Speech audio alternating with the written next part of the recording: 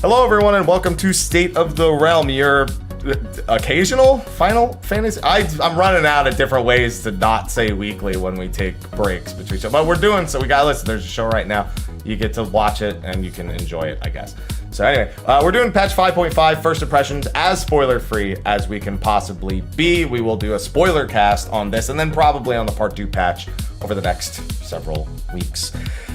With that, we need some people to talk about it. I'm one of them. You don't care. The one you do care about is Sly, because he's the one who wins all of the lore-related stuff, so you're always more interested in when he has stuff to say in spoiler casts and everything. You're the one who wins, Sly. You should be hosting. Whoever wins should actually host the show. Is how we should do it in the future. Yeah, no. They have to set it up and everything. What a privilege. No, yeah. Yeah, that sounds more like a punishment than a privilege. No.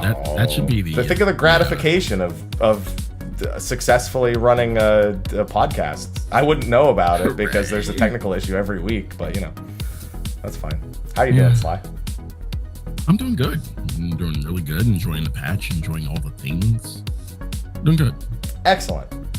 And we also have, who is basically he's host 2.5 because he's here sometimes. He's not here sometimes. You got Ethys. Hi. He's gonna be everyone. biting his lip to not talk about the lore of the patch. Oh, burning it so hard. And for reasons that will become clear at a later date, to which you can refer back to this, I'm extremely salty tonight. Yeah. Okay. That's fine, but it's okay because you can wash that salt down with a beverage. What is that you have? This is a whiskey from the northernmost distillery in the world, right up on the tip of northern Norge, up in the glaciers, and it's pretty good. Sounds like I need to import a bottle. Sly's got his bev, which is a Hemingway daiquiri. You said? Yes, it is. This is responsible for Old Man in the Sea. Like, if we didn't have this, Hemingway didn't do Old Man Wait, in the Old Sea. Man in the Sea sounds like I need it for ocean fishing. Gotta yell at the Hemingway's ocean. greatest achievement. If not for that, he wrote for nothing. Right. And it got him over the hump. It got him over his writer's block. And I've got coffee. Yeah, Haps has coffee. We each have a beverage. Of some Haps kind. just happens to be non-alcoholic. You don't know that. There you go. Maybe that's how I actually get through the day. Ah. That's not. I would pass out by 11 a.m. if that was the case. So, we've got a patch to talk about. Before that, we do have sponsors to thank, of course. Steel Series, of course, we mention them every week. Monthly giveaway, discount code, headsets, keyboards. You guys know the drill. Enter the contest in the description on the YouTube video. And thank you to them for sponsoring. We have our patron list. So people pointed out the patron list wasn't there last week, even though I said I would edit it in after, because I rendered the podcast with it in there and it broke. And so I had to do it without the thing in order to... Nothing works. That's why I said I wouldn't know what it's like to successfully run a podcast, because everything's breaking. The chat's broken. The window capture's broken. The sponsor list is broken. This end screen is broken. I am losing my mind here, okay? I don't know why it's breaking. And I keep looking for solutions and none of them work. But I'm getting a new PC. Doing okay, ever? What? Doing okay, buddy? Doing okay, buddy? I'm losing my mind. Listen, All right. podcasting is an audio medium. Everything else is just fluff. It's just accessory. Don't worry about it. No. Anyway, with that, thank you to our sponsor. I will try again to add the list in the top right for the whole show. If it breaks again, it won't be there. That'll be why. And on the audio side, you don't get to see it anyway. So that's fine. But thank you to them for sponsoring all the same. We actually have a third sponsor for the show this week. You know, sometimes we have, another sponsor. I am going to edit this in after because I actually have like a video ad to play here.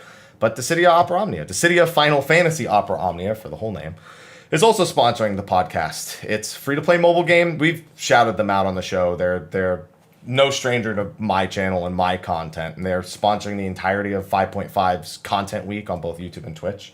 So that includes this podcast on Twitch and on YouTube. So I'm going to play a video ad. I'm going to edit this in right now, and then I'll do a little outro after. So let's hear. Hey everyone, State of the Realm this week is sponsored by Dissidia Final Fantasy Opera Omnia. It's a free-to-play mobile game, and my personal favorite one at that. A turn-based marriage of Final Fantasy X and the Dissidia franchise that features over 140 free characters, an epic story with no pesky stamina systems to get in the way, and constant additions to both single-player and multiplayer content. It's currently in the midst of its spring campaign with huge login bonuses and a special beginner weapon banner that new players can use to really get a massive head start. This lasts until the 28th of April, and if that wasn't enough, Y'shtola's burst weapon, her most powerful weapon, is available until May 7th. So if you enjoy my content and you're looking to try out what is my favorite mobile game, check out the download link in the description. Support the channel and support the sponsor at the same time. Trust me, you've got a heck of a time ahead of you with this one. Now, with that, let's get to the video.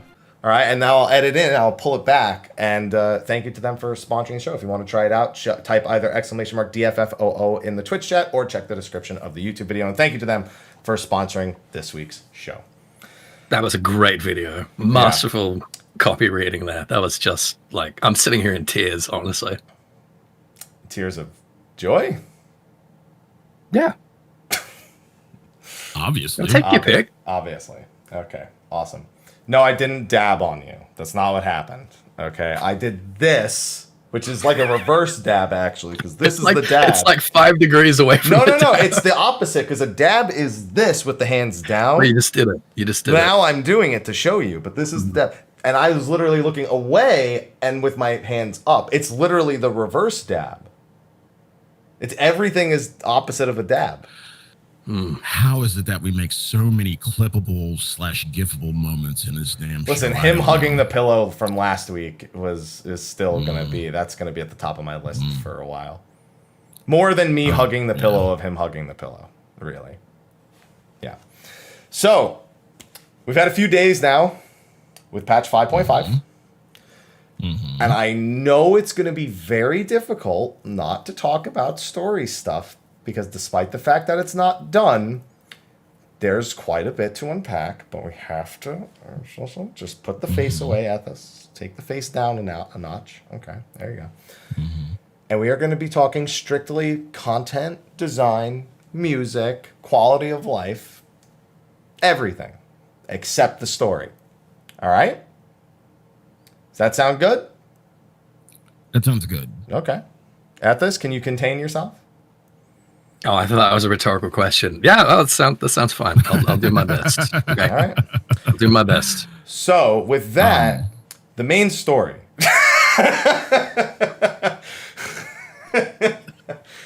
Listen, you can use emotion to. How do you go through that? How do you go through that whole spiel and then we have to start with the main story? Because it's the thing we can talk about least.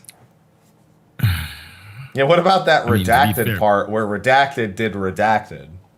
Oh, that was redacted. It sure was.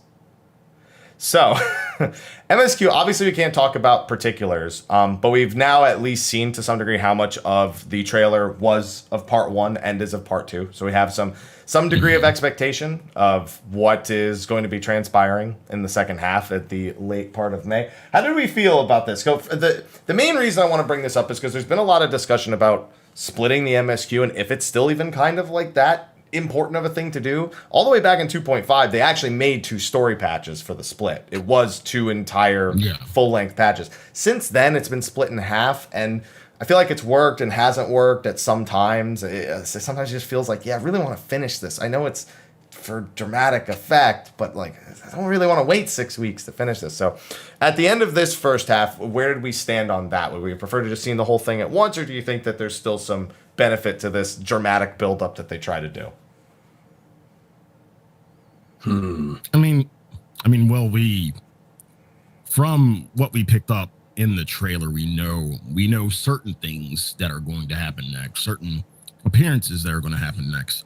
But I'm okay with the split this time.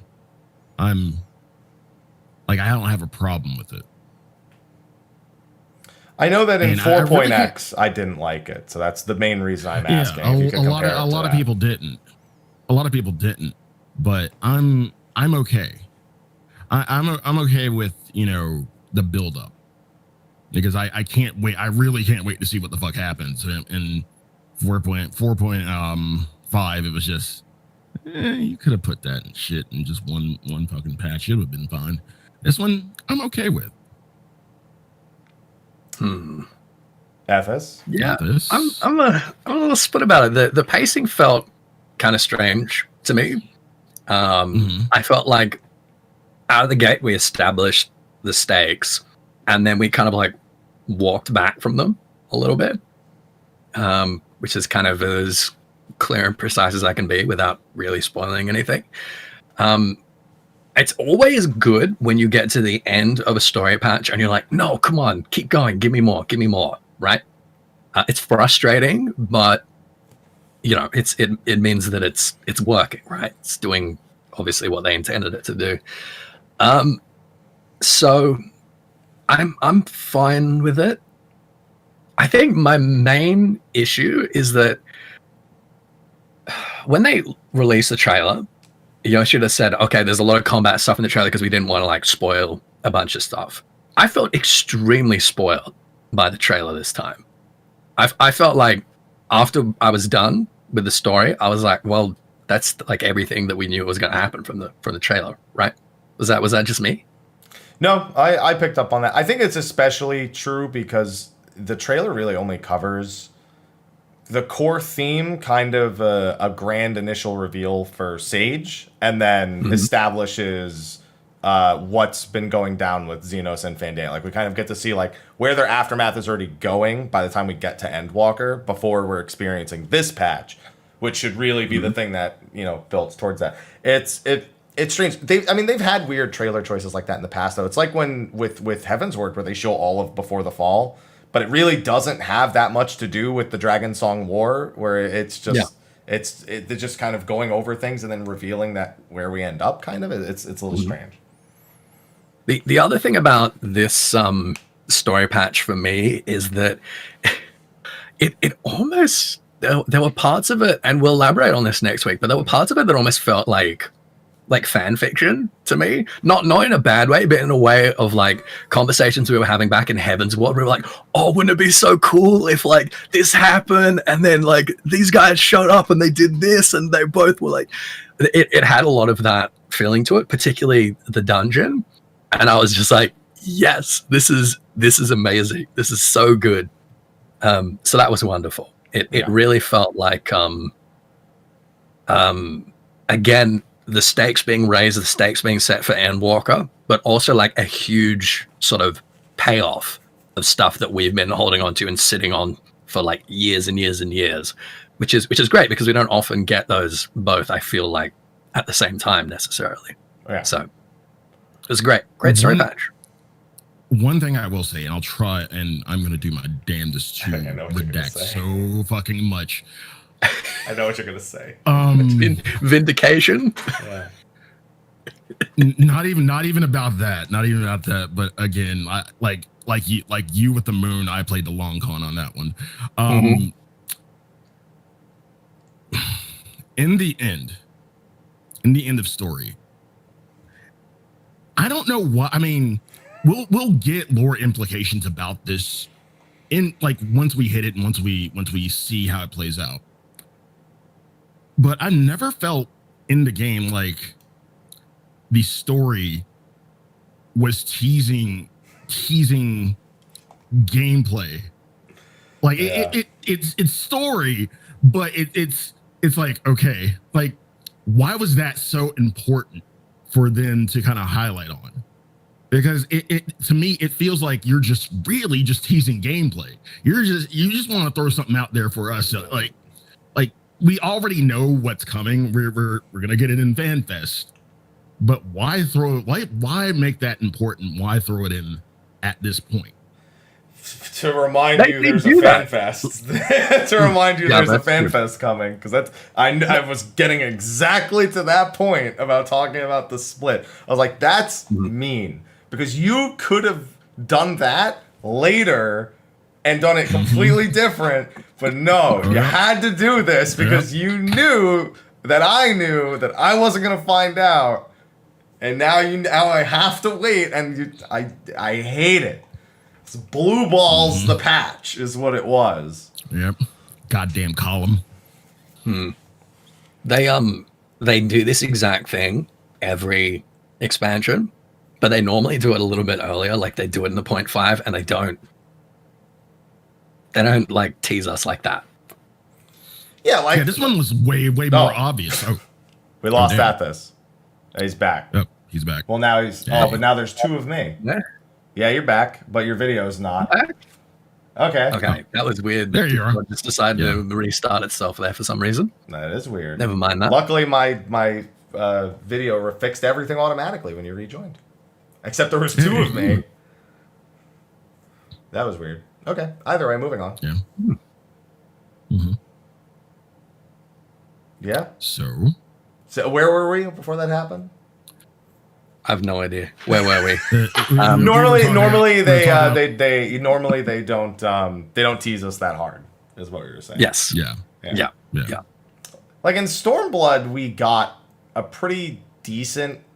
I'm sorry, going from Heavensward into Stormblood, that was a pretty good stopping place with Papalymo and everything. And on top of that, I think that moment was 0.4 into 0.5 this time, and not 0.5 part 1 into 0.5 part 2. Yes, that's right.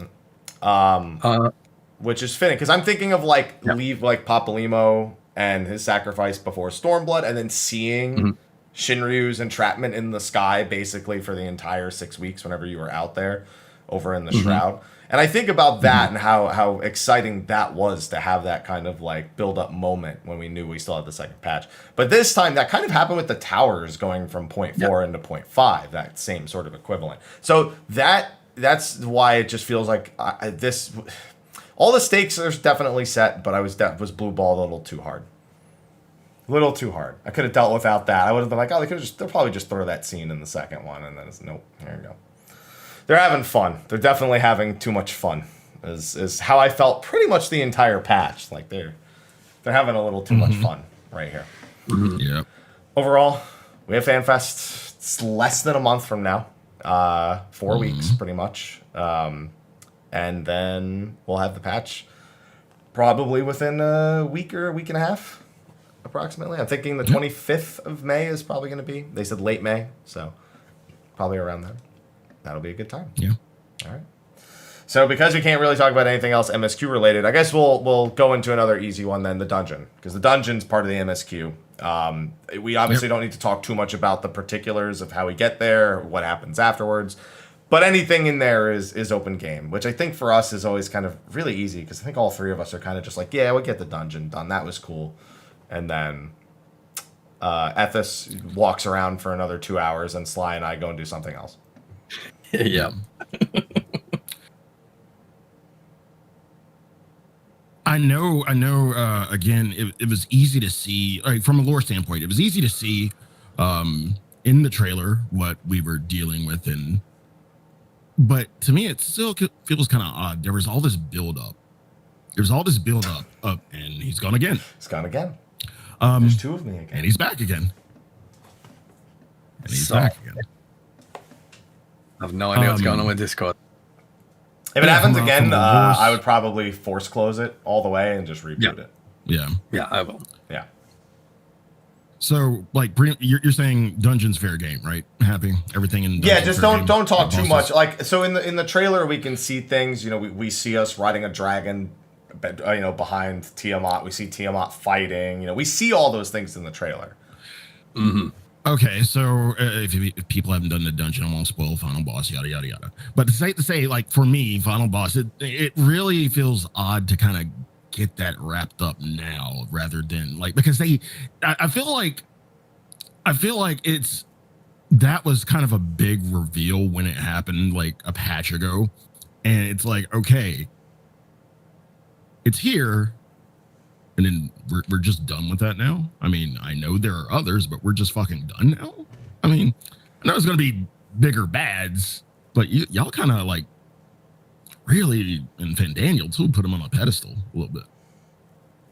For good reason, realistically, but it didn't really pan out I think, quite the way he anticipated. The dungeon itself, I feel like for me, the dungeon, first of all, say the music's great. I always like to comment on that first and foremost. Really solid theme. It pulls in kind of the thematics we hear from Emeljaw's culture and puts it into something that's fun and funky a little bit. Still sounds kind of high stakes, the music itself. It's quite the undertone behind what's happening. It's really cool to see. I felt the same way with Xelphatol. I love seeing the homelands, specifically of the beast tribes, because you really do get to see, especially because this is not like a giant set of tempered Amalj'aa. These are like true homeland, not Ifrit worshipping, untempered Amalj'aa, like an actual show of their life and their lifestyle. You see the nomadic plains with the different encampments with the different groups of Amalj'aa, even if it's all on fire, technically. So not to mention the gear is also great. I like the Amalj'aa themed gear that comes from it as well. So all of that is fantastic. As in terms of dungeon gameplay, it's whatever. I'm never that crazy excited. Dungeon. Yeah, it's a dungeon. Like the final boss is kind of cool. The first boss is also a callback to something from an older raid, and then the second boss is neat, but not necessarily in the I like this kind of way. It's like, oh, okay, I got it. Yeah. Just a lot of mobs, huh? A lot of mobs and some AoEs. Got it. But from an aesthetic standpoint, it's a good looking dungeon. It's top quality. I like it better than Gimlet. I'm not a big fan of Gimlet. Yeah, I actually like Gimlet. I like the backdrop and everything of Gimlet. That's neither here or there. Like the one set piece that stood out to me is the field. Like I don't know why. It's just once you get to the field and you look out before you take your ride, it's like, holy shit, this shit looks really fucking good. Like I was amazed at that. Yeah. That was shown pretty well in the trailer as well. I mean, it's kind of like when you first step foot into the Ozim steppe. There's something really different about an open field, even if there's no details to it. It's just one of those natural marvels. Even in real life, you'd be like, "Whoa!" So it just kind of conveys it in the game itself. Mm-hmm. I think it's interesting that you mentioned Xelphatol, because these two are very similar for me in that they are huge regions in Eorzea. Like, when we talk about Xelphatol, when we talk about Palgothan, it's kind of the same as talking about like Thanalan or Kurthus. They're whole regions. And on one hand, reducing them to a dungeon is a little bit frustrating if we're like, oh, hey, wouldn't it be cool to actually go and like explore that region as a zone? But on the other hand, like that's obviously unrealistic, and it's just nice that we're getting to fill in these spaces of places that we haven't been able to go and see in Eorzea. It's also really nice being back in Eorzea, after all this time, the last couple of patches, coming back to the roots, to Eorzea, to set up for like this grand kind of finale is really, really nice. It feels like a payoff that we've been leading up to for a really, really long time. And I mean, that was so much of Palgothan, was about these set pieces and this diegetic storytelling, which was like the payoff of like so much that we've been looking forward to for years and years and years. And it was really like, it was similar to Gimlet. It was similar to, I think, like Alamigo, Amarot, like one of those sort of dungeons where it's telling a story and it's telling it in a sort of dynamic, diegetic way. And it was incredibly effective at doing that.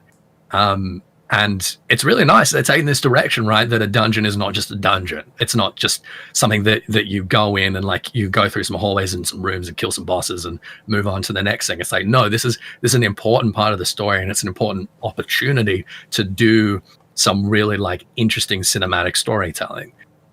So I think it's like easily, top three Shadowbringers dungeons for me. Between like the aesthetics we've been mentioning, the music was absolutely slapping, and just like that narrative and cinematic payoff was just it was beautiful. They also took canyons and rocks and made them kind of fun. It's weird. We talk a lot about the open field, but the claustrophobic sections of the beginning kind of they invoke when you're going through the Amalja camp, even just back in Thanalin. That's just kind of the place that Zulmak is. It's kind of built in that region. Then, as much as Pagalthon stretches that's where it's on, starting. Yeah, that's where it's starting. Exactly. It's interesting that like one of the things that we sometimes feel nostalgic for in 1.0 is that we got to see like those hallways between zones. Yeah. You know, that like between every zone from era onwards, there's like huge amounts of like geography that we just don't get to see because it's just like, oh, don't worry about that. You're just traveling between zones, right? Whereas what this dungeon is about is traveling between zones, is traveling between Zaharak and Pagalthon and seeing how the environment sort of gradually kind of changes there is really, really cool. I wonder if that won't inspire them to perhaps like slap some more dungeons, some more instances in like the spaces between zones. There's an interesting idea. Or make it so that the dungeons at least seem like they're doing it. Taking us, not just dropping us in the dungeon, but entering the dungeon as part of the dungeon. Yeah, sure. Definitely. Because it's where I think it's working. I think it's worth the effort. And that's been the big thing with Shadowbringers dungeons is there might be less of them, but they are far grander in scale and cinematic value. And I think that's on true display here with Pagalthon. So, great dungeon. Probably won't ever do it again, but that's fine because I still enjoyed it. It's just the truth. Why would I do it? We say this every time. You grind it for the gear. The gear looks cool. There's some Look sweet, at me. sweet stuff. Touche. Look at me. Do you think I need the... No, I don't. That's the bottom line. And I won't be... Well, I'll probably get it in a roulette in Endwalker at some point. You know, maybe. Yeah. More than likely. Because I won't be doing expert. That's not happening. No way. It's just not. I'll cap in Delubrum and off Diamond Weapon. What else do I need? And the Hunt. There you go. Okay, so that covers what's probably the hardest section. I say that, but actually the hardest, for me, the hardest one isn't even the MSQ to skirt around. It's actually Warlit. But I don't want to go to Warlit yet. Because I want to knock another easy one out of the park. One that I'll have a very easy time not talking about the story for. So, Well, how do we not spoil this one? How do we not spoil this one? So, Ethys. Well, last week. Wait. Let me ask. Last week, your words yet not words were fuck them kids. Oh, okay. No, I said we're not doing Warlit yet. No, I want to knock it out. I want to knock this out. Okay, all right. Are you still in that camp? Hey, he can't answer that. That's a spoiler. No, it's not. It's an opinion. I mean, he can still feel the same way he did, even knowing. Do you still feel like fuck them kids? Do you still feel like fuck them kids? All right. I feel like I need to premise this by saying you're still putting words in my mouth. All right, I never said that. Would you like to go back to last week's show? Would somebody like to pull up the I never said that. I'll allow it. I'll allow the paraphrasing, even though I don't agree with it. My position has not significantly changed on them kids. Okay.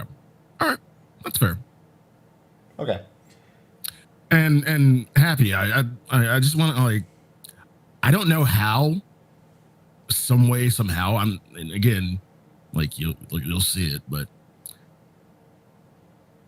how did I get a Mr. Happy guide in the game? What? No. I can't say, but how do you watch a Mr. Happy guide in the middle of a fight and still lose? Wait, I'm so genuinely confused. You're so dumb. There's a moment in Warlit where someone has a quick look at a guide and is like, oh yeah, the Twitter post. I know which one. Yeah. Go to my Twitter if you've already watched the story. It's great. Yeah. No, I got it. If you don't mind, if you've already, They finally put a Mr. Happy guide in the game. I was impressed. I get it now. I get it. and people still fuck it up. Yeah, it was just as useless as. Yeah. Damn. I've got some ammo back at this, but I'm going to save it for another time. Well, listen, it was relevant for all of 20 seconds before Before the party finder found a new strat. Yeah, before the party found a better strat. Yeah, it's okay. Do I get death threats about this one, or if you like? Would you get them if you'd like? If it makes them from at this point, dude, you should see my tells in game when I come back from AFK.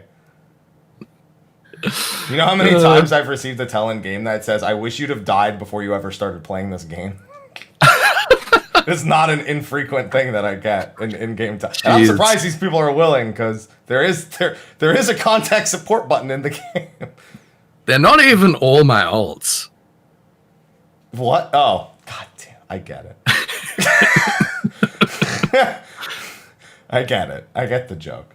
There you go. Mm-hmm. That's almost 2 jokes that went over my head. I like you mentioned that thing. I said go to my Twitter, and now 14 others have liked the tweet you were mentioned in.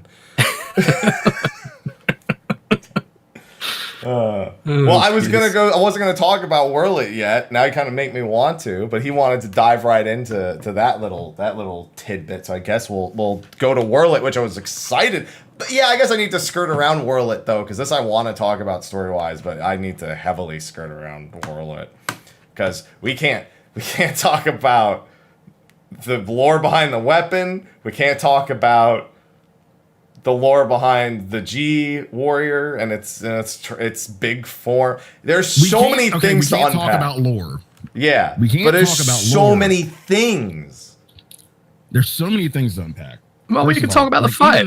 That's what we have to talk about. But I want to talk about all the others. That's why we've done spoiler cast week 1 in the past. We're only not doing it this week. Avoid all this bullshit. Yeah, but this week is particular because of the nature of a 0.5 patch. We're gonna have to. Mm-hmm. It's already gonna be split anyway because we won't finish all the lore until we get to part 2 anyway. So there's no rush to get to it in this episode. All right. One thing I want to point out. One thing I do want to point out in regards, even though we've seen the opening, like we saw the opening diamond weapon cutscene like in the live letter, but something I didn't notice, like we draw so many similarities and they draw so many similarities to Gundam, which like it's blatantly obvious, but there was also like a Macross reference if nobody saw it. Like tell me all about it. I don't even know what that is. Yeah, I don't even know what that is. Tell us about it, Sly. Long story short, the missile animation you see, it's something called the Iwano Circus. Whenever you see missiles go off, like 100 missiles go off like that, that animation's known as the Iwano Circus. And Guano Circus? Not bat poo. Stop. Did you say Guano Circus? Iwano, Iwano. He worked on Macross, so yeah. So that's the Iwano Circus. It's just a small thing. Robots. I'm sure we'll be hearing a lot about that. And then, of course, like phase 2 is fucking EVA Unit 01. Scott, he just knows them, man. I wish I knew them as well as you did. You're such a weeb. Oh, fuck you. You know this already. God damn it. You're such a loser. You're preaching to the fucking choir, man. That's not fair. I like giant mechs. I just don't watch Gundam. I just don't watch a lot of anime, so I don't watch Gundam. That's not fair. So Diamond Weapon, as a fight, I've already done this fight 45 times. Oh, jeez. First of all... How though? So what you do is you join 7 other players, and you press... You lost me there. You go into the high-end duty option, right? And there's going to be one that's called a Cloud Deck Extreme. And you queue in, and when the boss's HP gets to 0, you've won.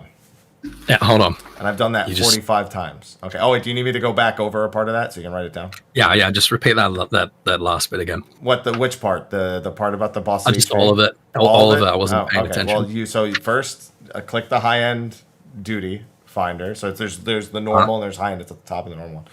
And then you go to where it says Cloud Deck Extreme. It's a different menu. There's one for like Ultimates. There's one with like Unreal and the EX fight. Ethys, you realize you can have this open in the middle of the fight and still do okay.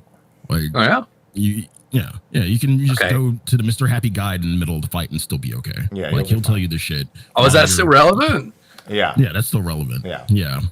Okay. All right, cool. We'll talk about why in a little bit. God. Okay. Cool. Yeah, they don't even have to be your friends that you're going in with. No. They just have to be people. No. Whether or not they're of quality is a different question altogether, but we can cover that in a future part. Okay. So yeah, normal mode is, I don't really know if there's anything worth talking about. Yeah, it's normal mode is normal. I'd say the only thing really important to talk about normal mode is it's one of those normal modes that really translates pretty well into extreme. Like they do a lot of teaching of what the basics are. Don't get me wrong, there's certainly things that going into extreme you need to learn in extreme. But it is the normals and the extremes aren't too terribly different. They're just different enough to wipe the party in a bunch of times. Can we say one thing? Were we expecting more? I think most people I don't think it's so much expecting more. I don't think more is the right word. I think we were expecting to be like the other two. The other two weapons.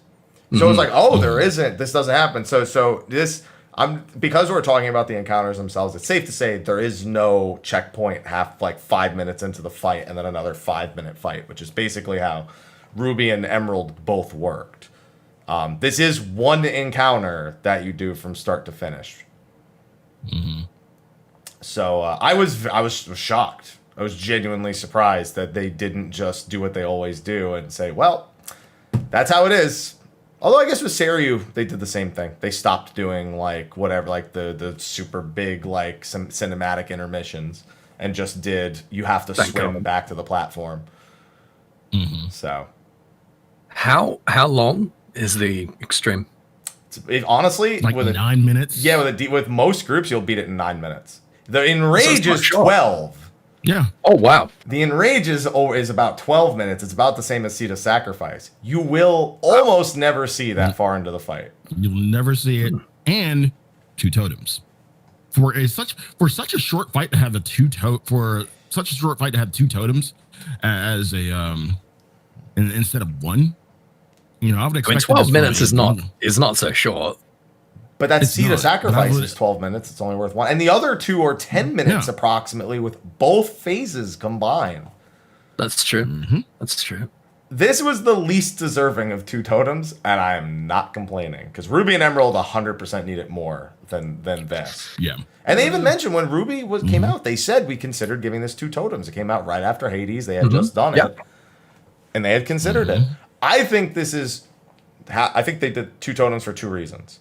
One, it's the last fight, and they don't care. The more important reason... Way to really sell it. The more important reason is there are about to be 19 weapons in Extreme Trials, and they need some sort of solution to get people their weapons a little faster, especially if you want more than one. So I think that this actually will be standard in all trials. Now you might be asking, why don't they just cut the cost? Don't worry about it. It's fine. Just know that you'll get to 100 totems, you'll spend 99 on the mountain, you'll have 1 left. And in this case, there's something to do with that 1, actually. There's a triple triad card that requires 1 from Diamond, 1 from Ruby, and 1 from Emerald. 1 extreme totem. Oh, the G-Warrior. Yeah, the G-Warrior triple triad card requires 1 from each. Cool. So now I have to go beat Ruby and Emerald 1 more time. Fucking fantastic. After doing them 99 times each, I was really looking forward to getting a new triple triad card by going back and doing them 1 more time. That's what I was hoping for. Definitely. Can't wait to do Flexi Claw and fight Gaius Van Not So Real Balesar again. You wouldn't be so jaded if you didn't go full tryhard mode on him in the first week. The fact that you've already done, how many runs? 45? 45, yeah. 45 pretty fun. Jeez. Most of my runs are 8.5, 9 minutes. That's like 10 hours of diamond weapon. Yeah, no wonder you're. I didn't do it. I didn't do that. That was Discord. No wonder you're. Doing it. I'm doing it. I'm quitting and restarting. All right, he's gonna fully quit and restart this. So there's two of me right now on your screen. So we do this. Oh no, now it's gone. Okay, there we go. Yeah, he's So for anyone who's wondering why there's two of me, I capture my camera directly. This one that I'm pointing to right now is what they see, because it won't capture both for whatever reason. And until he joins, there you go. Then it fixes itself. Yeah. There. Just overflowing with professionalism over here. Yeah, I mean that's what the jacket's for, I'd assume. Although it has a dragoon pin in it, so. And now I've got like a 5-second delay on your voice and your video. That's weird. All right. Well, that's fine. Sorry. What were we saying? Is it? If there's a 5-second delay, that might make your response a little. No, it's fine now. It's fine now. Oh, okay, it's fine now. Okay, okay. That's fine. Okay, Cool. So I've done it. I'm not jaded. I don't dislike this fight. I'll get into that in a little bit. I'm saying Ruby and Emerald are my two least favorite fights, and I have to go back and do them. Least favorite in this expansion. They're like at the bottom of the totem pole for me. It's not a very low totem pole, but they're still my least favorite too. They're not Byakko low. They're not Byakko low. No, I can't imagine. So what do you like about Diamond? What puts Diamond higher up? Diamond's really up there. Diamond is 2 or 3. Okay, why? So first of all, no checkpoint, so it puts it above the bottom 2. No, it doesn't have any overly tedious cinematics like Hades, so that bumps it up again. It's not as cool as Sea to Sacrifice, so Sea to Sacrifice sits at number 1. And then it's just about Titania and Innocence, which are tough because I quite enjoy both of them. I think Innocence is a lot more like this. It's very direct. It's very straightforward, and it's still quite fun without this one. It's kind of tough doing those top 3 spots because after Sea to Sacrifice, everything kind of clumps. Just there's like a thing or two here or there that I don't like, but it's quick. It's not tedious to do repeatedly, and it's fun. And I like the music. It's not anything crazy over the top, but it's quite fitting given the finale of the Warlit series. Yeah, it's a fun arrangement, isn't it? Yeah. So yeah, it's up there. I have no qualms doing that. I would have had no qualms doing it 99 times, and I may not have to. It depends on if I want to spam for the mount instead of just getting 100 totems, because I might. I don't want to wait till like July to get my dragon. Yeah, you will. You'll do it. I really need to run with the same people so I can eventually win. Can we talk about that dragon for a second? What, the Landerwolf? The I think super it's called? robot dragon? Yeah. Am I the only one that thinks it's stupid? No. Yes. Fuck you. Wow. All right. I mean, I know Sly would love it. I know you want like a model of it.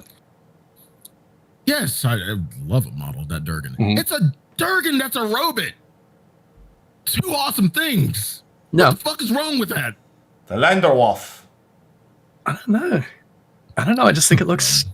I don't mind it, but I just think next to like Kieran and the other ones, it's just all right.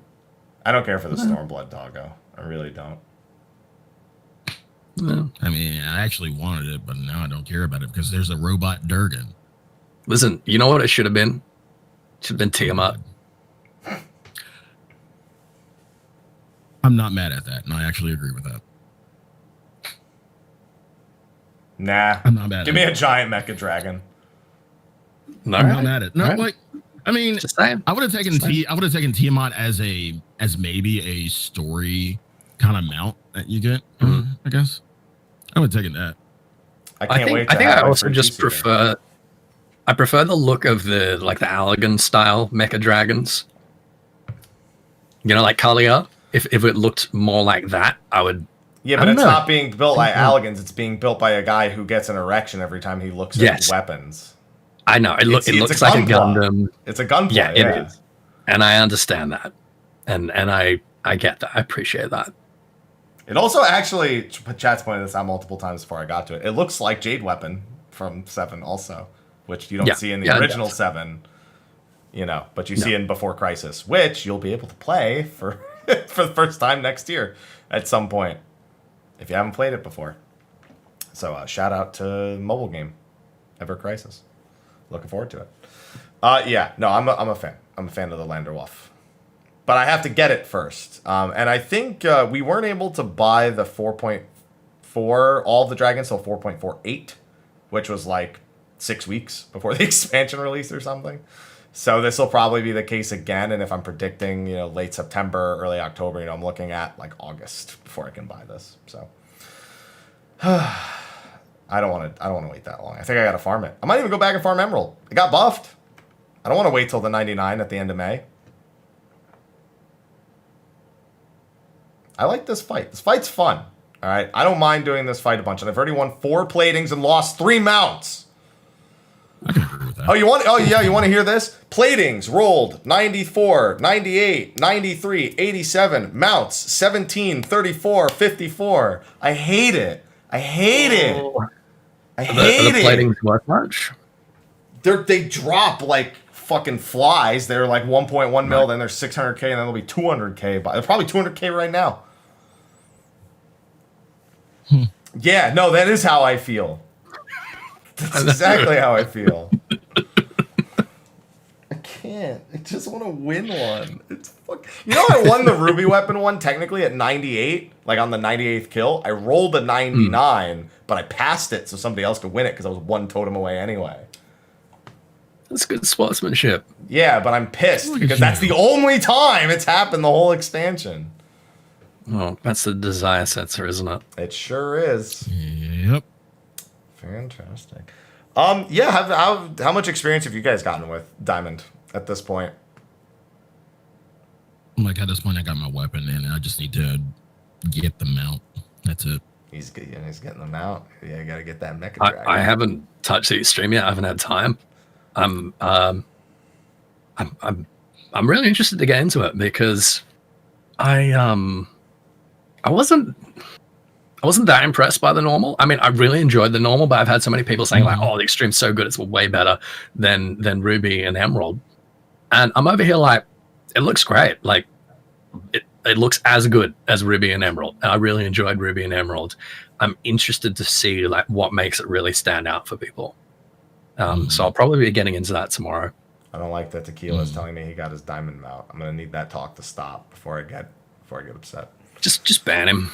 I don't want to. I have to give him his sword back if I do. No, you don't have to. Yeah, I do. Y'all are fucking terrible. God. I guess that's what I get for getting the hairstyle in DR before it was only worth 100k. When I sold it for like 17 mil. Oh my god. I guess that's my payback, right? I get the hairstyle, but no mounts. I have to do all the runs for the mounts. No hairstyles. That's well, actually, speaking of mounts, have you bought the Gil yet? Yeah, I did. Immediately. You got both of them? Both of them. Jeez. 75 mil. Now I'm back down to 160 mil. I got to turn in some coffee biscuits and then get back on my hunt trains and my maps. Yeah. So, that puts it. So I started the expansion at 200 mil. I got back up to 231. I'm down to like 159 or whatever. And then I'll work my way back up to 200 mil before the start of Do you think they're going to keep adding these guild sinks? Mm-hmm. Absolutely. Oh yeah, we need it. Do you guys have like a wish list? Is it going to be stuff other than mounts? You think? I hope not. I mean, if it is, I'm probably not going to buy them. Like if they do like a minion for 5 million gil, like I'm probably not going to buy it. I'll buy it. I'm lying. Yeah, you'll buy it. I'll buy it. What the fuck else am I going to do with all this money? I just wonder if they'll continue just doing gold, like gaudy versions of existing ones, or if they ever do like a 200 million, like, oh, this is it, this is the only way to get it. It's uber fancy, because I'll fucking do it. I like the idea of having like reskin versions of other mounts, but I'd be happy if they weren't all gold. Like, people have been suggesting golden regalia, and that would be fine, I guess. But like, what about, I don't know, like a bright red regalia with like cool decals or something? A sports car equivalent. Yeah, why not? Give us like the off-roader regalia. It's for the decals. Does it have like Rowena's face on the? It's just got a very flattering pinup of Rowena. There you go. All the handles to open the doors are actually designed to look like tombstones. There you go. Listen, if they keep making these and they get more expensive, I will go out of my way to make the kill. I will 150% go out of my. I'll go back to Eureka and look for them gold chests. Them bunnies are still mad dope. Sure. Yeah. Gold chest is 100K and the mount is still like several million Elthers, and I don't know how much the other one is. So you can also buy these and trade them, the gold mounts, so you could technically give them away if you really wanted to. Yeah, they're tradable and sellable. Why would they be sellable? Well, because I think they have to be about that. tradable. I think they have to be sellable. I like by default, if they're tradable, they're also sellable, kind of thing. So I think that's it. But I mean, you can spend the gil and give them away if you really want to.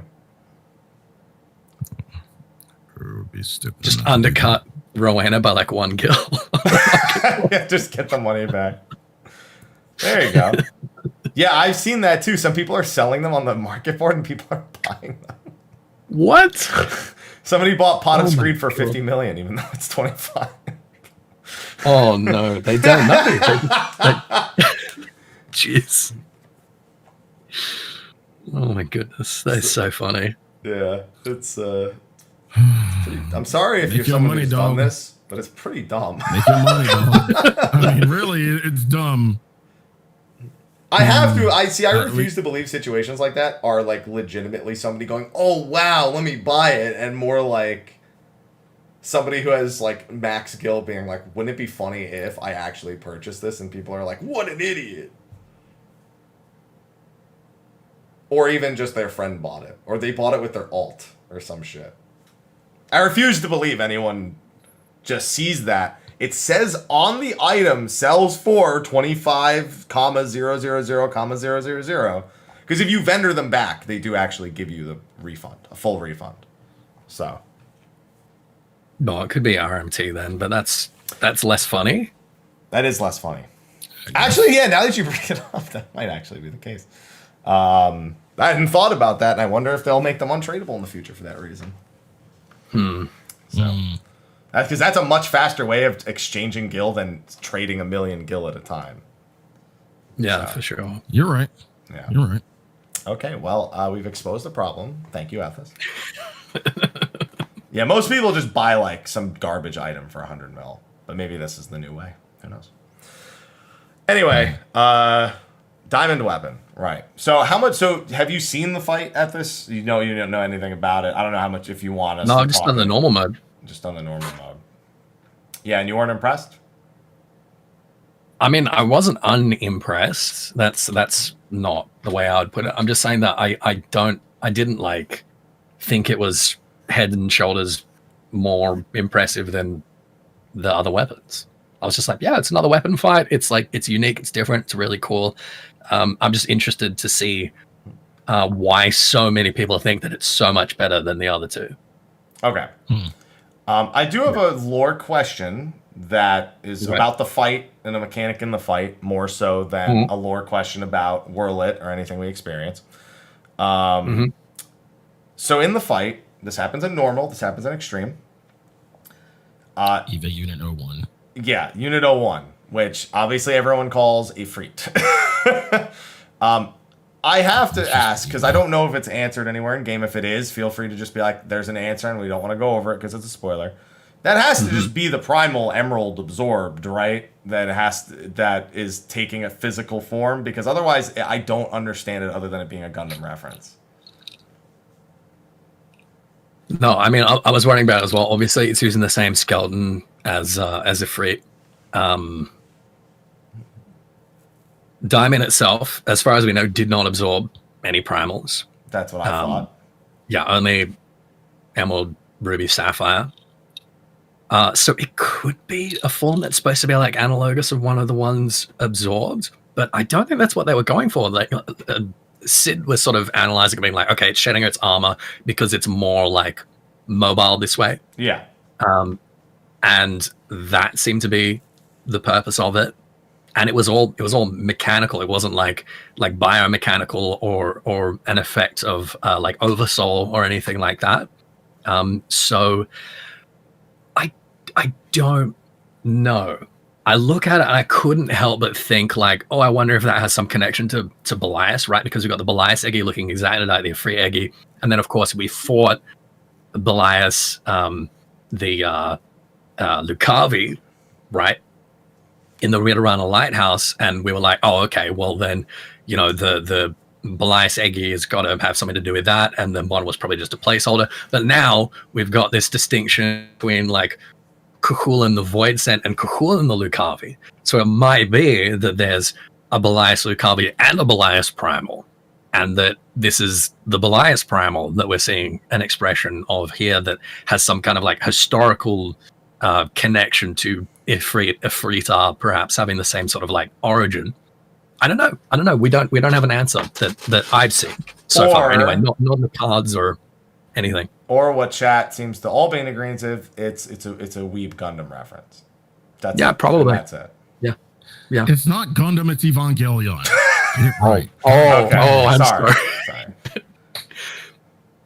Actually, I love Evangelion. Yeah. I'll give you that. But it's like there's no lore relevance. It's literally just taking on that form, and if there is, I haven't seen it yet, and it's not on the Triple Triad card or any of like the obvious places we would normally look for it. Right. So probably just high mobility form that happens to be a mech reference. There's got to be an in-house explanation for it. I'm sure Koji is like stretched for something. We'll ask him one day. Yeah. I just always like to know. I haven't seen it. I haven't seen the answer myself. We have the Q&A at the FanFest. So yeah, ask him. Yeah, for sure. Someone should submit that. Yeah. Yeah, please. It's some people might consider it peaches. We don't. It's not peaches.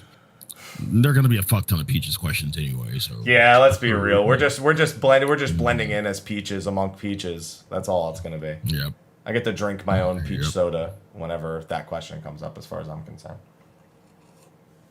I said I was going to eat peaches or drink peach soda or something like that. Remember? During the show, whenever there's a bad question. Yeah, it's just the more you say it, the more like euphemistic it sounds, and I'm not entirely comfortable with that. Is this because it's a Granny's peach tea? Is that why? Is that how it's euphemistic?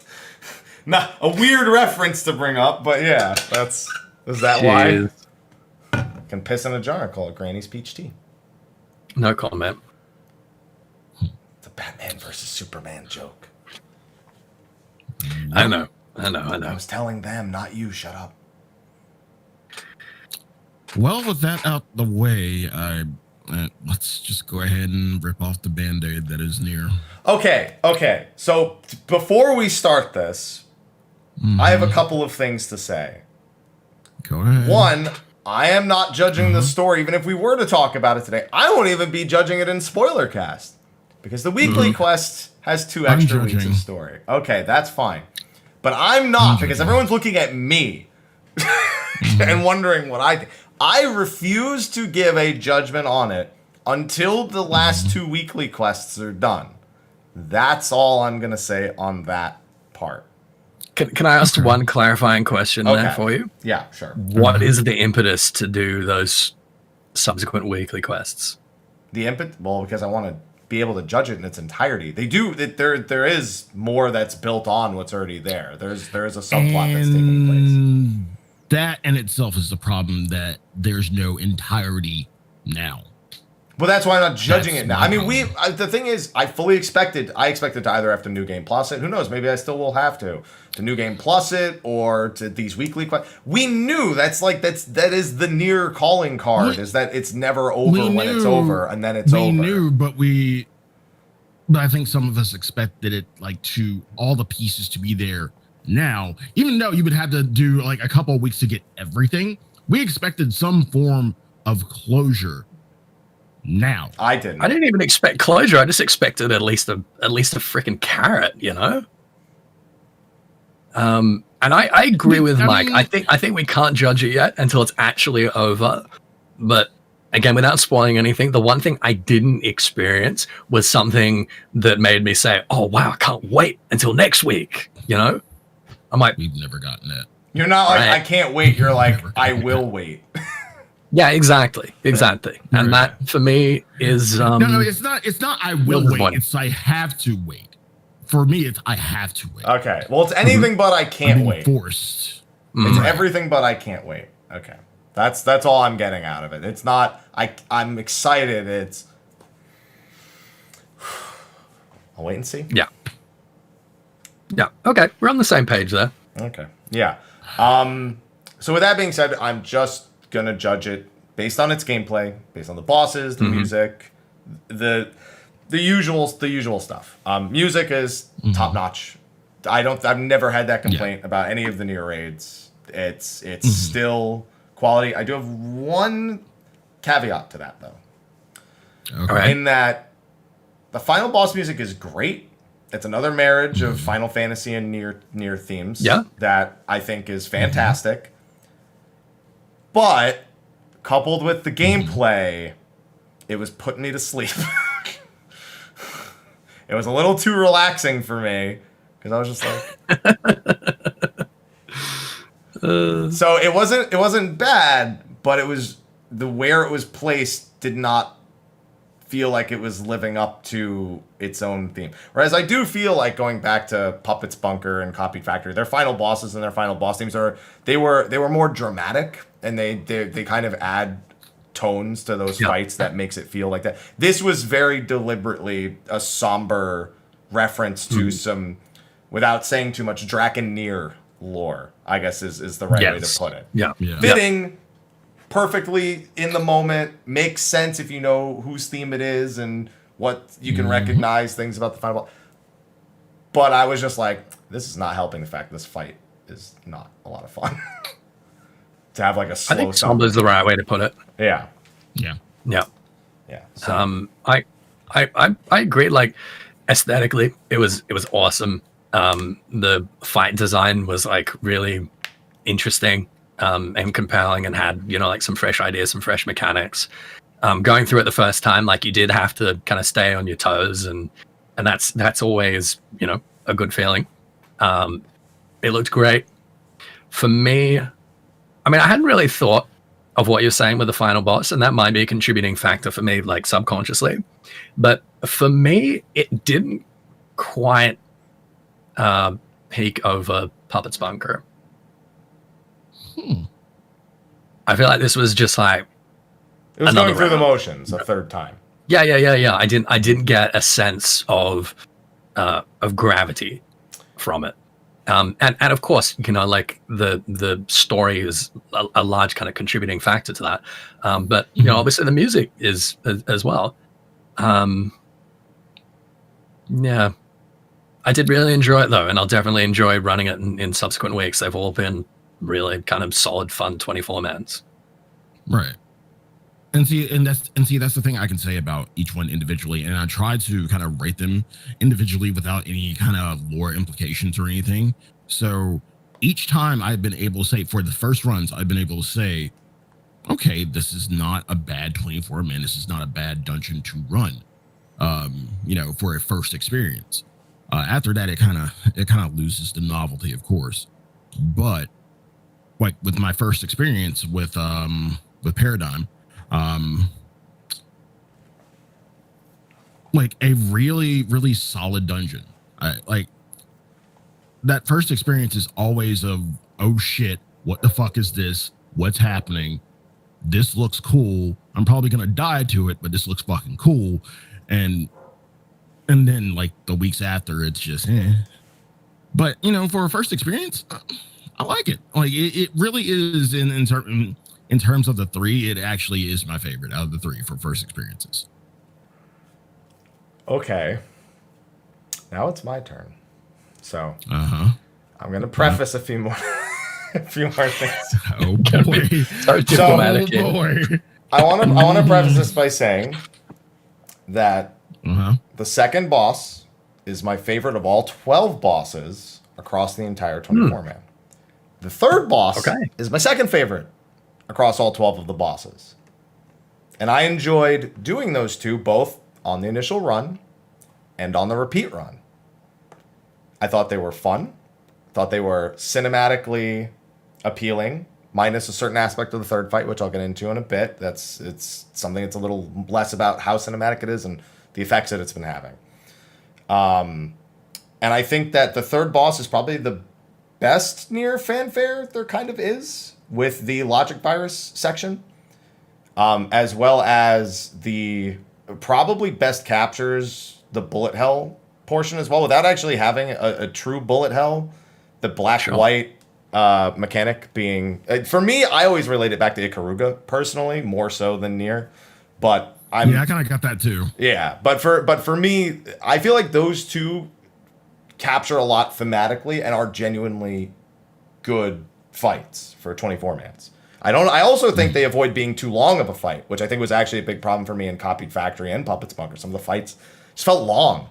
I don't know why. They just feel like they're dragging on too long. None of these fights felt like they dragged on too long, even the ones I don't like, which is the first and the fourth boss, who are my two least favorite bosses amongst all the 24-mans.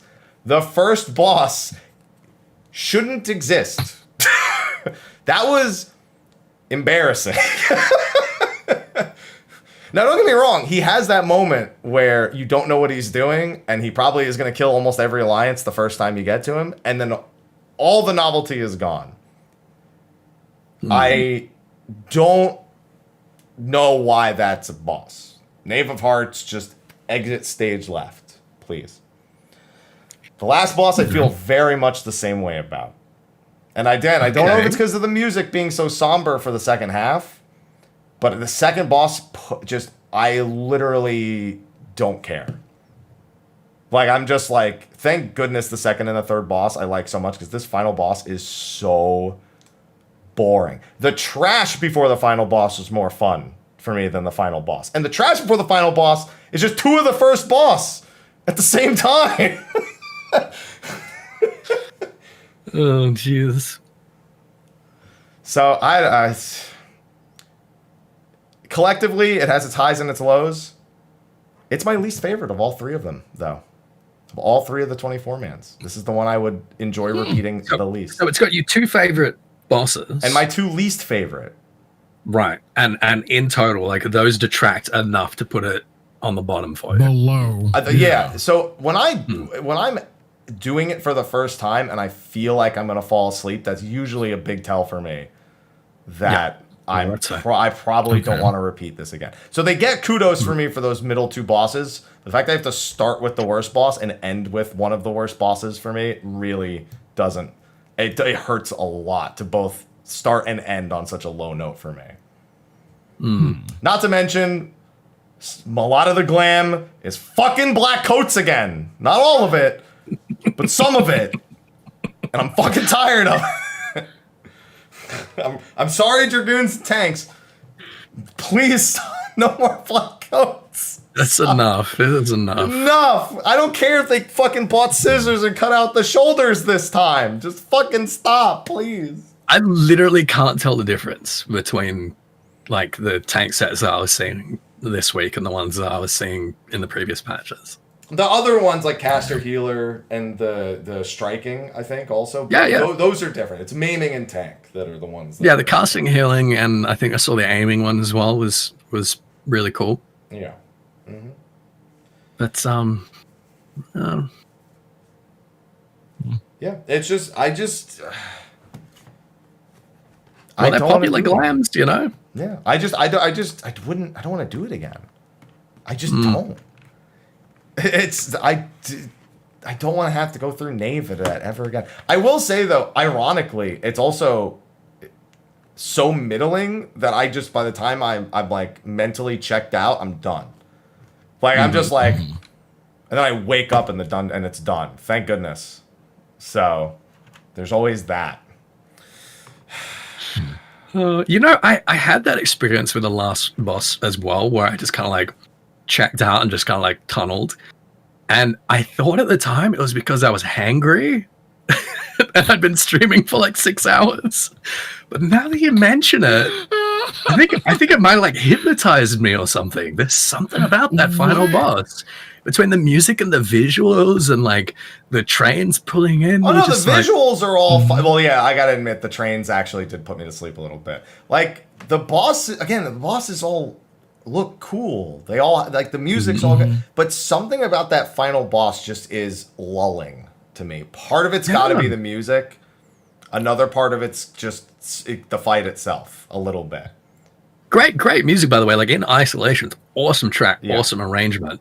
Right. Just not like the kind of grand orchestral hype up you expect from the final confrontation of a in the middle of action. Listen, again, if you know what's there is something happening. I've played Drakengard and I'm familiar at the very least with Automata and only portions of the soon to be out replicant. And even I recognize some things that are happening in there without being a hardcore fan. But yeah, you have to recognize them or you don't understand why the music is what it is. Because it makes a lot of sense, the music. I can't stress enough how much that music makes sense. But it doesn't change the tone of it versus what's actually happening. Being not particularly thrilling. So I think at the end of the day, without spoiling anything, with the Ivalice raids, a lot of people that weren't quite so invested in them or didn't go through, the huge like exposition lore dumps you get from going and talking to Matsuno's self-insert character. A lot of people are saying, it's just like, hey, remember Ivalice, remember tactics. I completely disagree with that, I should say.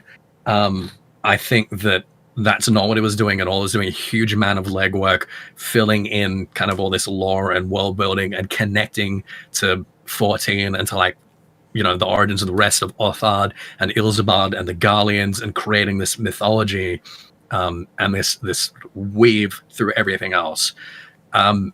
Nier did not do that. And from my perspective, this one, fine. They've got 2 like 5-minute repeatable quests where a dwarf sends you a letter being like, this is how my holiday is going, to fix that.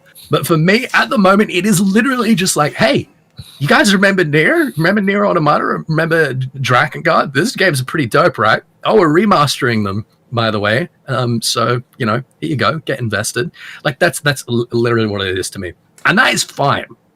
That is fine. I will open your mind up a little bit when we do the spoiler cast next week. Because again, the problem is it's legwork for the Nier series and not for 14. It is the final boss is a lot of legwork for Draken Nier fans. Yes. I will tell you that. Yeah, it is. There's a lot to unpack there if you're a Draken Nier fan. Yeah. But there are definitely implications for Nier. There's a lot. And the music again, if you don't know, just pay careful attention to the marriage of the music of the final boss because it's very relevant to and is explained in the story text. You should be able to discern from the story text with what we know now why the music is what it is. It should make sense, but it doesn't. Yeah, I agree. But it just for me doesn't contribute world building to 14. No, yeah, and we've had this conversation a few times, but for me it's like really important to kind of come back to it and to remember that the legwork that the 24-man raids normally do for world building in Shadowbringers has been done like in spades by Bodja and Whirlit. So, we might look at Nier and be like, okay, we got a whole expansion where we missed out on this world building.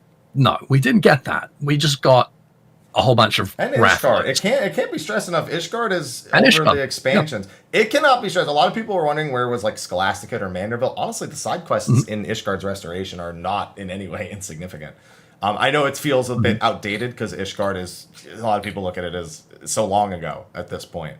But it is very relevant, the Ishgard restoration quest. So I do want to shout those out as well. It's difficult as well because on one hand, it would have been nice to get some like really cool, compelling world building. On the other hand, it's kind of a relief.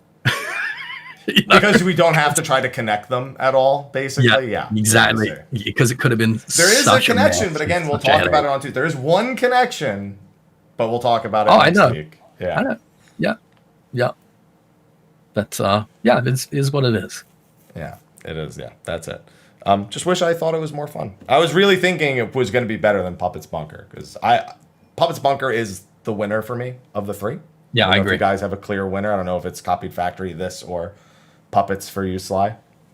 Yeah, This. Okay, yeah, that's fine. Like I said, it has two major highlights for me, but the way I feel going through it is so like get me out of here. Puppets Bunker was like, all right. Afterwards, it'd be like, okay, I'm done with that. This is like, I don't want to be here. That's it. I also shout out to Puppets Bunker having the best first boss of the three. I also think as well. Yes, that for me is. I think that intro really. I also think it has the worst second boss. To be fair, though, so not the worst boss, but the worst second boss. All right, and then who wins third boss? This one would win third boss, definitely. This one wins second and third. Last boss, I think Copied Factory wins final boss. I think 9S was pretty fun overall for a 24-man boss. So he'll win for me there. And the chat's brought up something good without going too much into spoilers. I do feel like the Dwarven plot could have just been completely split from the Nier plot, and it would have still been largely like my favorite moments across the previous patches, including 5.4s, were all the Dwarven sections. Specifically the Dwarven sections. And then when the Nier starts and I lose. Yeah. I mean, Dig Site Chief was the most interesting character and he didn't even get a name. Yeah, Lolly, what is it? You scared the shite out of me, ho. I love that he Lolly. Like all the Lolly hoes. He's the Barney Stinson of Lolly hoes. He's the legend. He's legendary, but he's the stick something in between. Legend, and I hope you're not lactose intolerant because the next part of that sentence is dairy. Dairy. There you go. See? So yeah, he's good. And then Og and Konog both, I think, are decent characters. At the very least. I think all the dwarves, they did a really good job with the dwarves. Of all the Lalafels people hate, the dwarves people generally like. They did a good job making me hate the other dwarves besides Nog and Kanog, especially Doom Dwarf. Doom. They were all the same dwarf. Yeah. I love Doom saying dwarf. I like him too. So I don't care what you think of this. Nothing new there. I know. That's fine. So we'll touch on that. We'll touch on that, I guess. So in future shows, obviously we'll finish our thoughts. We'll kind of insert how that's going, both spoiler cast as well as in a future show after the final week has come and gone with the weekly quest. Maybe there'll be more shenanigans after the last weekly quest. Who knows? Maybe then we'll have the New Game Plus, and then when we New Game Plus it, and we get to those weekly quests again, they're different again. It is really getting harder and harder for me to be optimistic when they keep moving the goalpost every fucking time. Yeah, but that's what Nier does. Nier gives you a goalpost, you kick the field goal, and then you find out that the goalpost doesn't exist, and that it's actually like way far away, and now you got to go take a journey to find that new goalpost, and then you kick the field goal again. And then you realize that goalpost wasn't fake, but now the two goalposts are actually pointing towards a third goalpost. So then you kick that field goal, and it's like the goalpost isn't really that fake necessarily, but it's not all the way a real goalpost. So then you just keep walking a little bit further, and then you find a real goalpost. No, not even that. You get to the 7th goalpost and they're telling you like, hey, we promise. We promise. There is a goal coming. There's definitely a goal coming. And then by the time you get to the 10th one, you're like, why am I doing this? You're not paying me. I can leave at any time. I'm out of here. I like somebody in chat said, then you realize you are the goalpost. Yeah, exactly. And you realize they've been scoring goals on you the whole time. Yeah. I honestly don't think y'all know how sports ball works. What the fuck? I don't think I want to compare Nier to any form of sport. I don't think I want to do that. Oh man. So that's it from a gameplay perspective for Nier. And we come to the realization that we really wish we had Bojda right now. Yeah. Because the rest of the patch is mostly quality of life and small additions to things. Speaking real quick of that quality of life, remember how the housing adjustments were gonna hit and we couldn't float stuff anymore? People have already found ways to float stuff. Yeah, they have. Yeah. And like I was kind of worried because I logged out in the locks just to go ahead and do diamond. I'm like, maybe I should go fucking check the house and see if shit's falling. Nothing fell. But if you move it, will you be able to fix it again? That's the thing. Like, I haven't touched anything in regards to whatever is floating. Things behave different. Things do behave different. There's a landing where like one of our stairs doesn't actually pick up movement, so you don't travel, so like you normally would up a stair. So things are behaving a little bit differently, but it's not like bad. But at the same time, I'm not moving shit because I don't know how that shit's going to behave, even though people can float. I have a contractor, aka Cat from Allure. Like, I have to call her. I'm like, Cat, like, we broke shit, can you come fix our shit? Like, I'm not moving shit. I don't trust myself, and I only trust Cat and anybody who's good with housing. So, yeah. Yeah. So really, it comes down to Unreal and some quality of life changes because, and I haven't gone into Unreal for this one yet. I was waiting until the weekend because Diamond. Me either. Yeah. Me either. You know what people have been coming to me though? So we discussed. I told you guys that I actually put Leviathan relatively high up in regards to A Realm Reborn and like how much I thought people would struggle. Yep. You know how many people have come to me and been like, you were right. This is not going well. And I'm like, listen, everyone forgot what it's like to get hit by double tidal wave, 2 tank autos at the same time, and add running wild, 2 whirlpools, and also only having your healing range cast reduced by however many yalms that you have stacks. People forgot what that's like. And spume explosions at the same time. Yeah, that was a big thing. Second set of spumes. You get double tidal wave, tank autos, and spume explosions all at the same time. I'm telling you, man. You guys. There's a lot of raid-wide damage coming out, actually, for Leviathan. I hadn't thought of that. I said the same thing with Shiva when people were like, 'cause Shiva I do think is one of the easiest of the Realm Reborns. But in Unreal, when she does 4 back-to-back AoEs, if you aren't actually healing, it hurts. It hurts a lot. And Leviathan is that, but it's coming from a bunch of different sources at the same time. So I don't think it's going to be as much a pushover as some people thinking back might think it will be. So that's fun. The downside is there's no new Unreal mount. I think there's a minion, but there's no mount. I was kind of surprised that we got the second mount immediately, but then it made me expect we would always get a new mount, and now it didn't. So I'm just going to sell the old mounts and make more Gil. Easy. To buy more Gil mounts in the future. There you go. Hell yeah. Hell yeah. I would highly advise you guys try Unreal and then come back to me with your stories, your torture. I plan on, our horror stories, yeah. I plan on it. Yep. Then there's all sorts of quality of life related stuff. Delubrum and all of Bojda, where I was mentioning that earlier, got the notoriety system. They got the castrum speed ups. Tomes and metal, I think, now come from Delubrum as well. So more reasons to run that. And I've seen plenty of people taking advantage of that alongside the weekly quests and getting a little bit extra off the top. The high-res UI, quite welcome. Looks very nice if you haven't looked at it, especially if you look at the mini-map.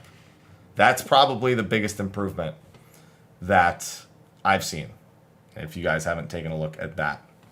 So Holy shit! I've got such a I'm potato sorry, monitor that I can't tell. Yeah, I'm sorry. I actually just got a 4K monitor yesterday, and shit, look, holy fucking shit, this game in 4K. Like, what the fuck was I playing on before? My God. Coming from PS4 days, you've come a long way. I have come a very long fucking way.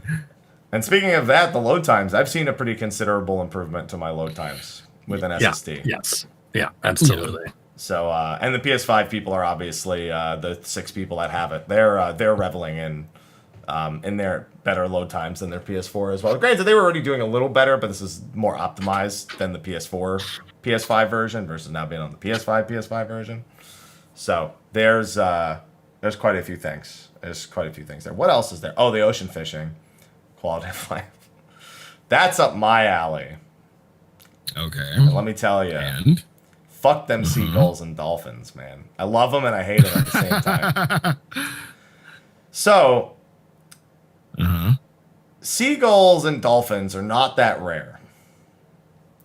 But they don't always give you the buff. So sometimes the guy who runs the boat, he goes, oh, look, there be dolphins. I hear that they're good luck. And the dolphins start splashing around, and then they just swim past the boat. And they do not give you any buffs.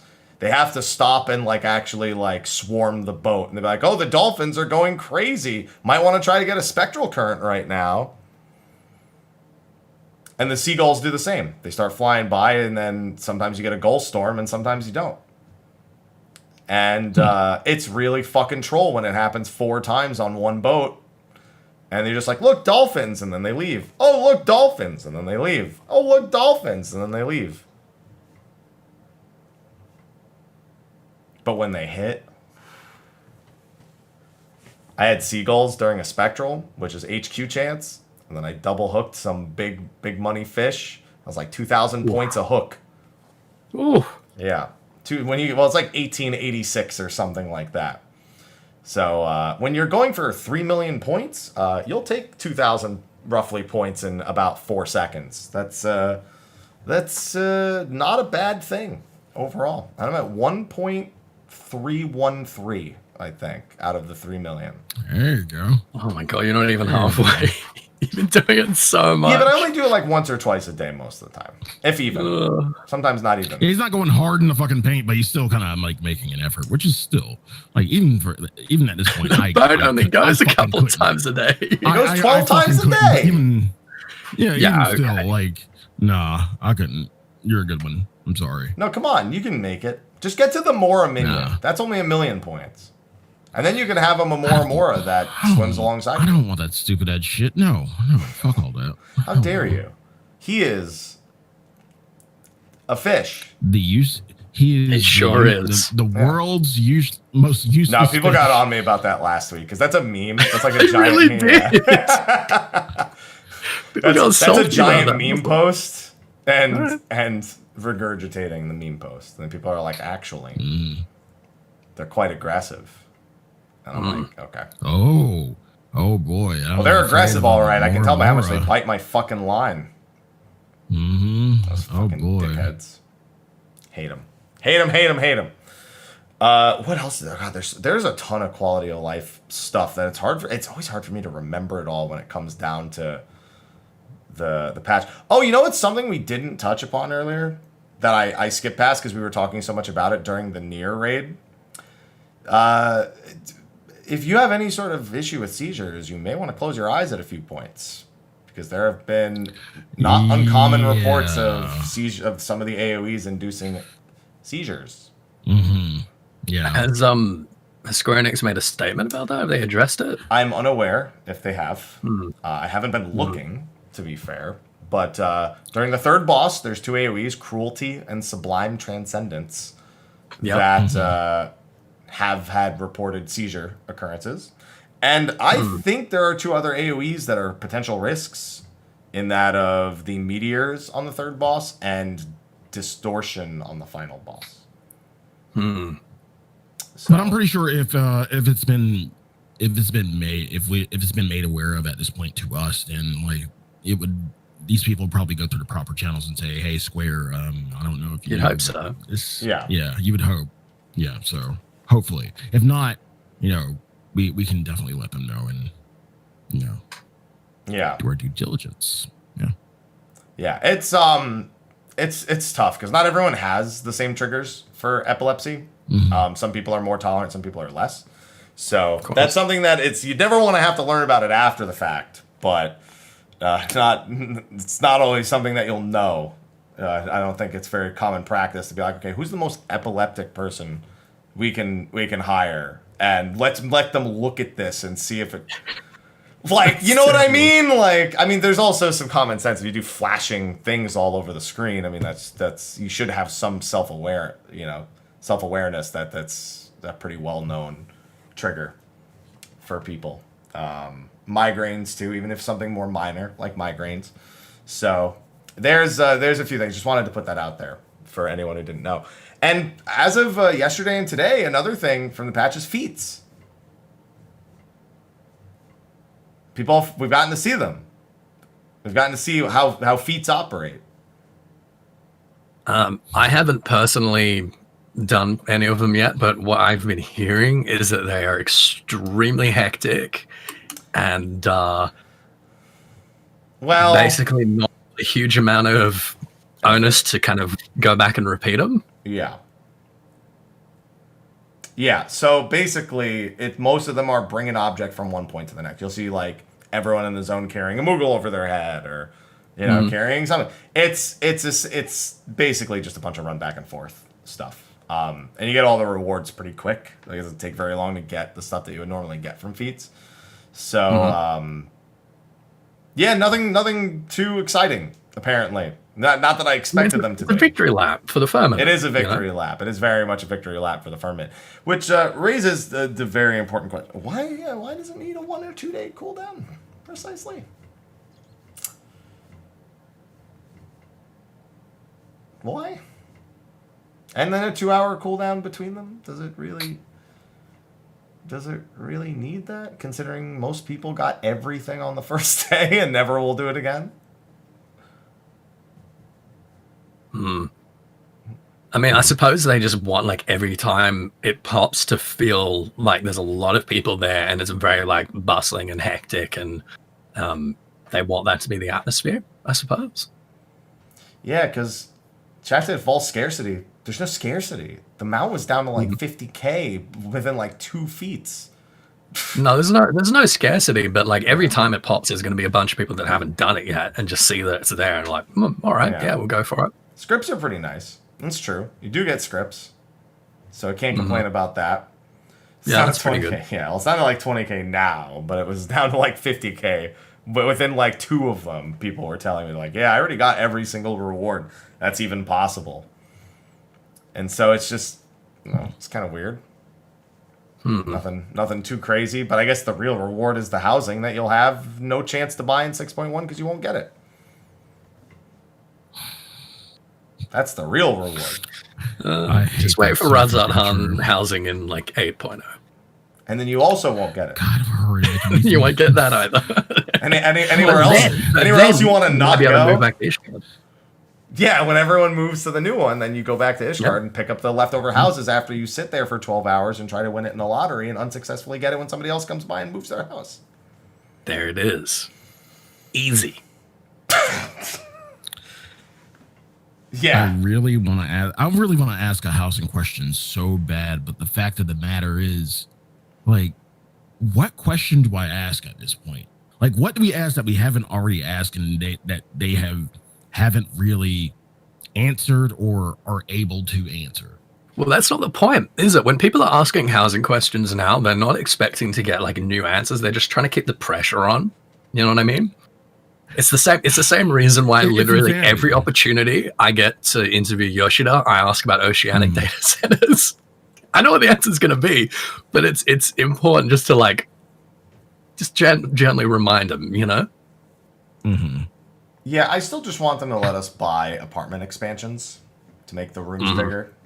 Because we're getting the island sanctuary, so just make my apartment bigger at this point. Not that I'll put anything in it, but I will make it bigger for no reason.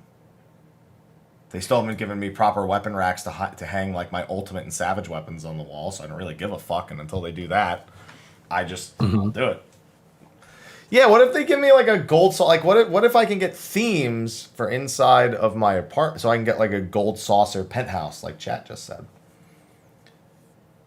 I want that. I'll get the gold saucer penthouse. I'm down. Yeah, and then they can release Gil Sync furnishing items like golden toilets. That's a bit on the nose. Really, it is. Everything else that they did was golden. Why not a toilet? A tub, a toilet, a bidet. What? Just a bathtub full of elegant tombstones. A roll of. I don't know if they have paper gill, but paper gill to wipe your ass with, I guess. Yeah, no, you can wipe it with regular gill. It's going to be a little rough. Oh shit. Yeah. I like this recommendation. If you click the relocation thing 10,000 times, it should just let you through. It should keep count. like a fucking mercy rule. Yeah, but then if somebody else is standing there before you're like, fuck it, they're clicking faster probably. Yeah. Next time to find it, gets it. I'm already tired. I can't do that 10,000 times. I have to do it like. There you go. So there was the feats. Oh man, what? There's so many other things that I feel like I'm forgetting, that like my brain can't process right now, with quality of life. Is there something I'm forgetting? I feel like there is. If only there were a way you could like write show notes. Well, we have the show notes. It's the patch notes. Oh, yeah, we do? nameplate text changes, gathering pinpoints. Oh, Hades and Bianca weapons. That's right. Oh yes, yeah. Have we seen them? Yeah. How many people do you think have been sitting on platings and that just like paid out finally after like God knows how many years? Every time a new one of those weapons comes out, I probably do. I always think to myself, I'm not like I have 4 diamond platings right now, and I'm not thinking, hey, I'll save these for when I can sell them for 2 million a piece. I'm like, fuck it, I don't want to hold on to these things. I should go check. It's a good idea to hold on to them, but I'm always nervous. And Tsukiyomi has the flat screen, like the new flat screen thing. I think you need an item from Tsukiyomi, so she's worth a lot of money right now too.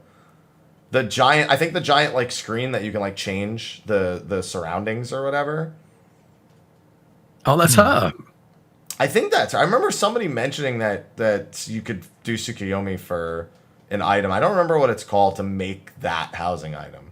And I don't think it's an old item either. I think it's a new item from her. So you actually have to go in there and get it. Now, if I'm recalling correctly. I'm trying to remember because I was having a discussion with someone about it before. So there's some good gill making opportunities right now. Yeah, Phasmascapes. That's what they're called. Phasmascapes. That's a cool name. That should be an Omega raid. The Phasmascape. Don't shake your head no at me. Yeah, PS5, I mean, we've been talking about that already. There's not much to say. We mentioned load times. PS5 is nice. It's whatever. Triple triad drop rates. These drop rates are real. It's really nice now that you see the full list of triple triad cards as well, with like all the ones you're missing. It's certainly incentivizing like actually going and collecting them. Yeah, and one thing though, they said for collecting every card that there would be an achievement. I don't think the achievement's in the game yet. I think they're waiting until Bozja, because I know people who have them all. Sphia has them all. Sphia has all 322 cards. Truly. Yeah. So it's in it's in 5.55 probably in part 2. Yeah. Is the reward going to be like another triple triad card? Dude, that would be so fucking funny if it's just another. It's a Yoshi P triple triad card. It's a triple triad card, triple triad card.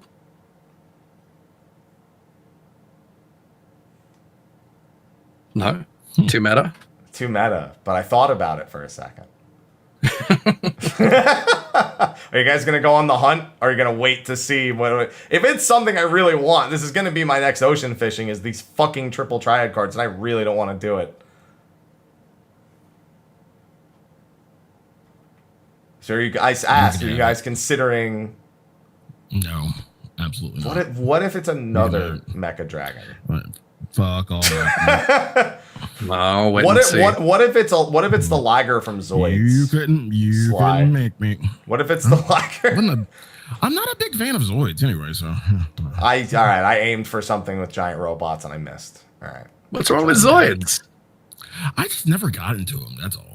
Like anything else, I just never really got into Zoids. I'm contemplating it. Yeah, kind of meh. I'm contemplating going and getting all the cards. I have to start the tournaments then. I have to start doing the tournaments. That's it. Yeah, what if it's a G-Warrior mount?